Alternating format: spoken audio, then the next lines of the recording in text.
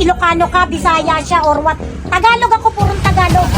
So walang dahilan para kumampi ako kay Marcos o kay Duterte. Kasi tama lang ako. Hindi na makita kayo. Gusto. Kung hindi ka nahihiya sa ginawa mo sa kapwa mo Pilipino, mahiya ka sa bandila mo. Amen. Pinagdaan niya kapwa Pilipino.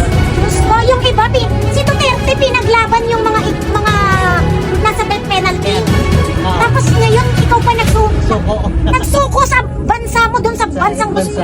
Grabe, no? Dumurog sa kababayan mo. Asan ang balls mo? Wala siyang balls. Weak.